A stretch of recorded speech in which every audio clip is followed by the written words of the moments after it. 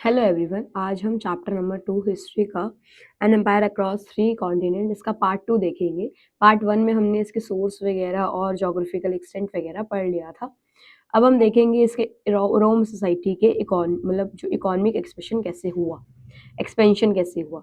तो अगर आप देखोगे यहाँ का जो इंफ्रास्ट्रक्चर था बहुत ज़्यादा स्ट्रॉन्ग था, बहुत बड़े बड़े नेटवर्क्स थे आपके रोड्स के, पोर्ट्स वगैरह के, माइंस के। ठीक है, पहला पॉइंट। दूसरा है आपका कि यहाँ पर बहुत ज़्यादा बल्क में प्रोडक्शन होता था, जैसे कि वीट का, वाइन का, ऑलिव ऑयल का, जो एसेंशियल्स होते थे उनका बहुत ज़्यादा बल्क में प्रोडक्शन होता था। और मेजर सप्लाई कहाँ से आते थे? आपके स्पेन से, नॉर्थ अफ्रीका और इजिप्ट से। अगला हम देखेंगे कि रीजनल कंपटीशन बहुत था, कि यहाँ पर अलग अलग मतलब 3 कॉन्टिनेंट है, तो 3 कॉन्टिनेंट में अलग अलग रीजन्स में कंपटीशन होता था।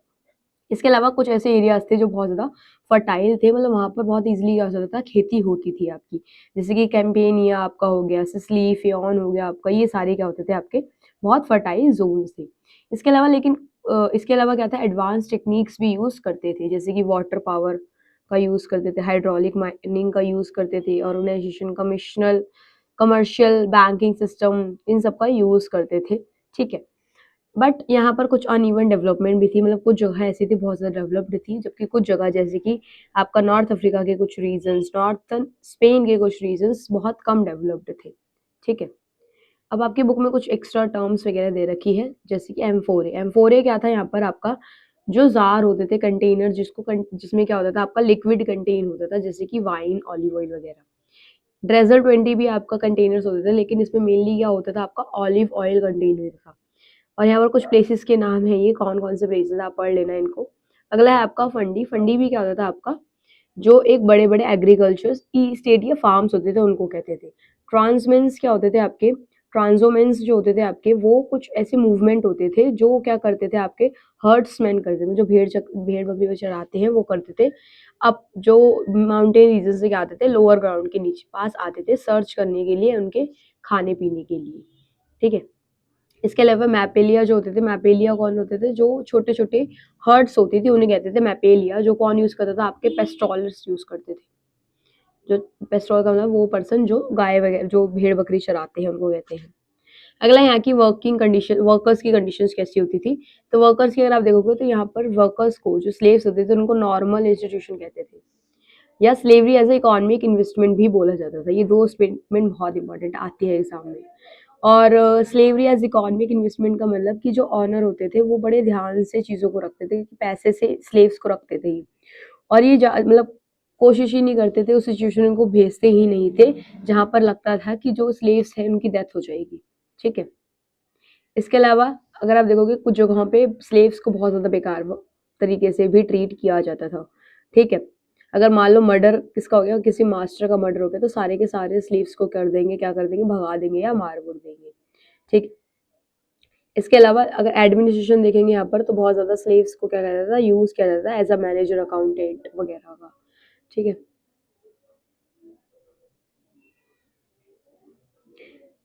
यहाँ पर एग्जाम्पल देखा, जैसे नीरोज रीजन जो था, उन्होंने भी बोला था मर्डर करो। ल्यूकिस फैंडेंस का जब मर्डर हुआ था तो सभी ट्रूप्स को क्या कर दिया था, मारने का ऑर्डर दे दिया गया था, या पनिशमेंट देने का ऑर्डर दे दिया गया था।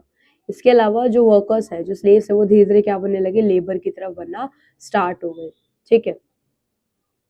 क्योंकि वेज लेबर मतलब वेजिस के ऊपर काम करवाने पे सस्ता पड़ता था वो, जबकि स्लेव्स को एज अ रखना घर में वो ज़्यादा महंगा पड़ता था आपका। इसके अलावा स्ट्रिक्ट सुपरविजन भी होता था, बहुत ज़्यादा स्ट्रिक्टली इनके ऊपर सुपरवाइज किया जाता था।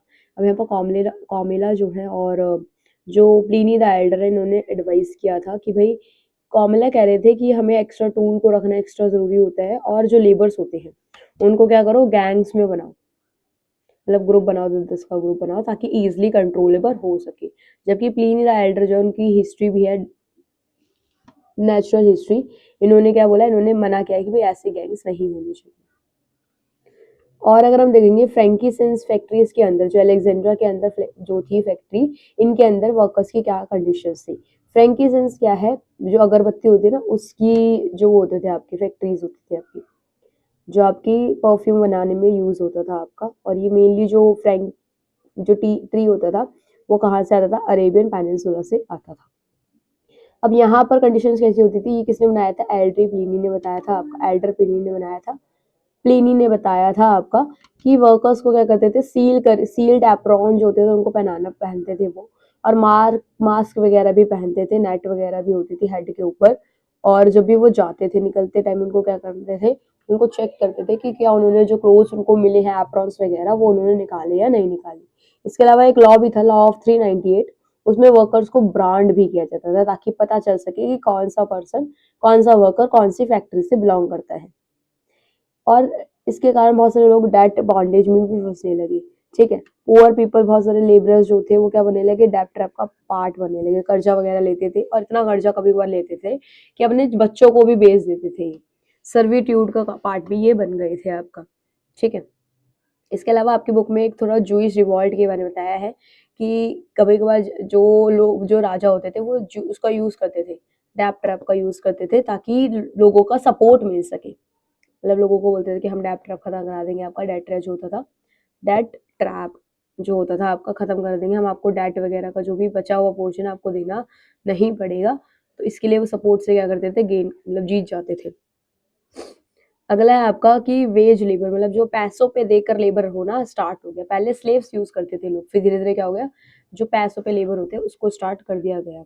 ठीक है, अगला है आपका social hierarchies in the Roman Empire. अगर आप देखोगे रोमन एम्पायर को 5 पार्ट में डिवाइड करा है हिस्टोरियन टैकिटस ने। ठीक है, पहले सबसे ऊपर होते थे सेनेटर्स, जो टॉप एरिस्टोक्रेसी होते थे आपके, वेल्दी जो लोग होते थे मतलब।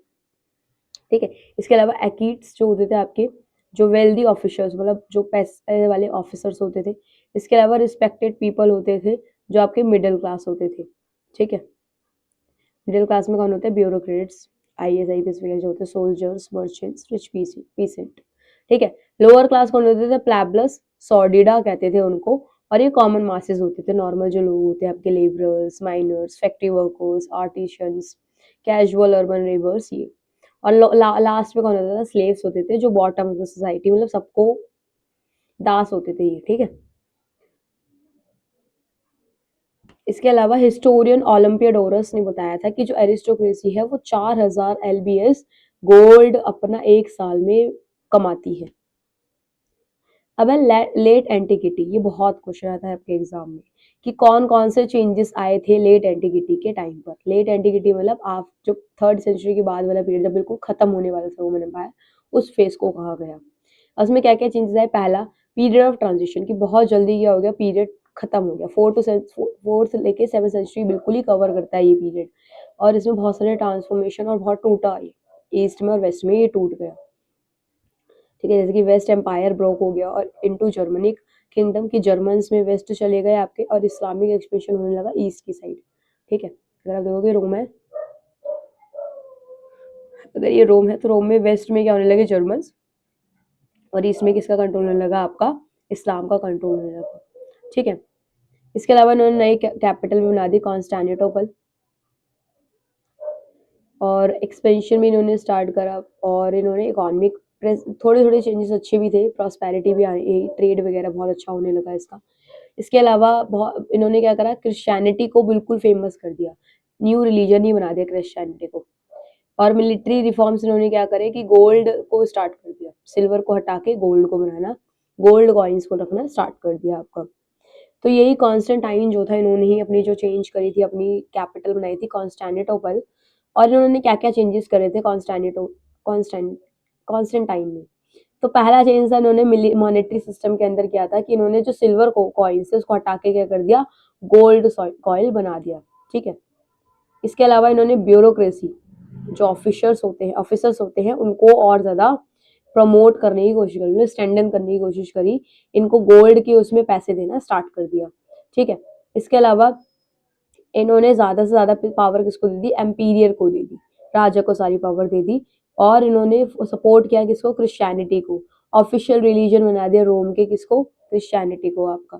ठीक है, इसके अलावा इनके जो भी रिफॉर्म्स थे, इन्होंने अपनी लेटर रोमन या बिजेंटाइन एम्पायर इन्होंने बनाया। तो यहाँ पर ये क्वेश्चन भी आता है आपका, ये मैंने आपको पढ़ा दिया था फर्स्ट वीडियो में कि अगस्टस के पीरियड को पीरियड ऑफ द पीस क्यों कहते हैं आपका।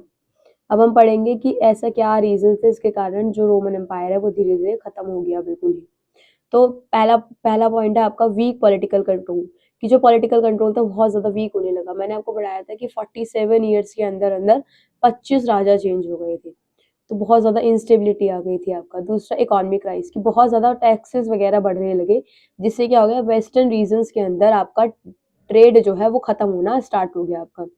इसके अलावा बारबेनियन इन्वेजन की जो बाहर से इन्वेजन्स हो रहे थे वो बहुत ज़्यादा हो रहे थे वेस्ट की साइड में। नेचुरल डिज़ास्टर वगैरह आने लगे, इससे जो पॉपुलेशन है वो कम होना स्टार्ट हो गया। इस्लाम इधर ईस्ट की तरफ इस्लाम भी बढ़ना स्टार्ट हो गया आपका, ठीक है? और हंस का जो प्रेशर है वो भी बढ़ना स्टार्ट हो गया आपका। नोमैडिक वॉरियर जो होते हैं उनका प्रेशर बढ़ना स्टार्ट हो गया। इसके अलावा एम्पायर 2 पार्ट में डिवाइड हो गया आपका, पहला एक तो वेस्ट में और एक ईस्ट में, ठीक है? आई होप आपको ये चैप्टर समझ में आया होगा। अगर आपको चैप्टर नंबर मेसोपोटामिया भी देखना है, वो आप प्लेलिस्ट में जाके देख सकते हो और पोल साइंस की भी सारी वीडियोज़ 11th की आपको इसी चैनल के ऊपर प्लेलिस्ट में मिल जाएगी और इसका पार्ट 1 भी आप देख सकते हो। नेक्स्ट वीडियो में हम चैप्टर नंबर 3 कवर करेंगे इसका। Thank you for watching.